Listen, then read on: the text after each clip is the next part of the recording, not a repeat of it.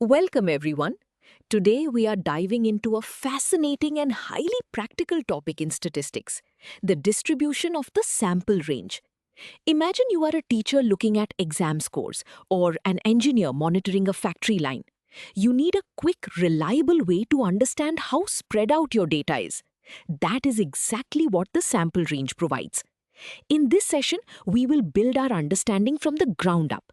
We will learn what the range is, how to find its mathematical distribution, and how it is used in the real world to keep manufacturing processes perfectly in control. Let us get started. To begin our journey, let us understand what the sample range actually is. Why do we care about it? Well, imagine you want a quick snapshot of performance or consistency. The easiest method is to look at the extremes. The range is simply the distance between the absolute maximum value and the absolute minimum value in your dataset. By calculating this single number, you instantly establish the boundaries within which every other data point must fall. However, because it relies entirely on those extreme ends, it is highly sensitive to outliers. A single unusually high or low value can drastically change the range, which is an important characteristic to keep in mind as we analyze data. Now that we know what the range is conceptually, let us look at how we write it mathematically. We use something called order statistics, which just means we sort our random sample from smallest to largest. The formula is R equals x sub n minus x sub 1. Here, R stands for the sample range. The symbol x sub n represents the largest observation, or the maximum value in a sample of size n. The symbol x sub 1 represents the smallest observation, or the minimum value. If the maximum value increases, the range increases. If the minimum value decreases, the range also increases. It is a pure measure of total spread. We have defined the range, but in statistics, we need to know how this range behaves across many different samples. This brings us to the probability distribution of the sample range. Why is this important? Because knowing the distribution allows us to predict how likely it is to see a specific range in future samples. To find this, we must start with the joint probability distribution of the smallest and largest values occurring together. We assume our sample is drawn from a continuous population. This means we will rely heavily on the original population's probability density function and its cumulative distribution function to build the mathematical framework for the range. Building on that foundation, we arrive at the general formula for the probability density function of the sample range. Conceptually, this integral sweeps across all possible starting points or minimum values to isolate the behavior of the range itself. Let us break down the symbols. The letter n is your sample size. The lowercase f represents the original probability density function, while the uppercase f is the cumulative distribution function. The variable u is a dummy variable representing the minimum value, which we integrate out. If the sample size n increases, the complexity of the middle term increases, reflecting the lower probability of extreme ranges. We will see exactly where this intimidating formula comes from shortly, but first let us use it. Before we dive into the proof of that complex integral, let us see it in action with a concrete example. We are given a random sample of size 3 drawn from a standard uniform distribution, and we want to find the exact probability density function of the sample range. We know our sample size n is 3. For a standard uniform distribution, the density function f of x is simply 1, and the cumulative function capital F of x is just x, valid between 0 and 1. We substitute these specific pieces into our general integral formula. Notice how the limits of integration change? Because the maximum value u plus r cannot exceed 1, our starting value u can only go up to 1 minus r. Continuing with our calculation, we need to simplify the mathematical expression inside the integral. The constant part, 3 times 2, easily becomes 6. Inside the square brackets, the positive u and negative u cancel each other out perfectly. This leaves only the range r. The exponent 3 minus 2 simplifies to a power of 1. Now, because we are integrating with respect to the dummy variable u, the term 6r acts entirely as a constant. In calculus, we can pull any constant multiplier outside the integral sign to make the calculation even easier. This isolates the variable we are actually integrating, leaving us with a very simple integral of the number 1. We are now ready to finish the problem. The integral of the constant 1 with respect to u is simply the variable u itself. We evaluate this result at the upper limit, which is 1 minus r, and subtract the value at the lower limit, which is 0. This gives us 1 minus r minus 0. Multiplying this by the 6r we pulled out earlier gives us our final algebraic expression. The probability density function for the range of a sample of size 3 from a standard uniform distribution is 6r times 1 minus r. Physically, this tells us that a range near 0.5 is much more likely to occur than an extreme range near 0 or 1.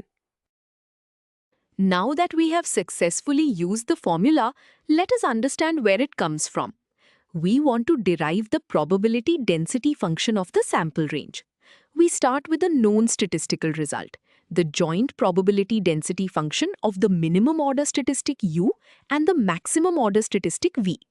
To shift our focus to the range, we use a mathematical technique called transformation of variables. We define the range R as v minus u, and we keep a dummy variable u equal to u to help with the math. The Jacobian of this transformation, which keeps probability scaled correctly, is exactly 1. This setup allows us to transition from the variables u and v to the variables u and r. Continuing our derivation, we substitute v equals u plus r into our previous joint density equation. This new equation gives us the joint probability of the range r and the minimum value u occurring together. However, we only care about the range r, not the specific starting minimum value u. To isolate the distribution of r alone, we must add up all the possible values of u. In calculus, adding up over a continuous range of values means we take an integral with respect to the variable u from negative infinity to positive infinity. This integration sweeps across all possible starting points, leaving us with the exact marginal probability density function for the sample range. We have successfully proven our formula. So we have proven the mathematical theory behind the sample range. This brings us to its most important real-world application, industrial quality control. Why is the range so popular in factories? Imagine a machine producing metal screws. Workers need a fast way to check if the machine is vibrating and producing inconsistent lengths. Before computers were everywhere, calculating standard deviations by hand was too slow and prone to errors. The range only requires one simple subtraction. This simplicity is why the range is still the backbone of statistical process control today. Factory workers take small samples, calculate the range, and plot it on a visual graph called an R chart to monitor the variability of a process over time. Let us look at what an R chart actually looks like. You are seeing a graph where the horizontal axis represents the sample number taken over time, and the vertical axis represents the calculated sample range for each batch. The solid line in the middle is R bar, which is the average range. This is our expected baseline. The dashed line at the top is the upper control limit, and the dashed line at the bottom is the lower control limit. These act as warning boundaries. As long as the jagged line connecting our sample data points stays between these dashed lines, the manufacturing process is healthy and in control. If a point spikes above the upper limit, it is a massive red flag that the machine needs fixing.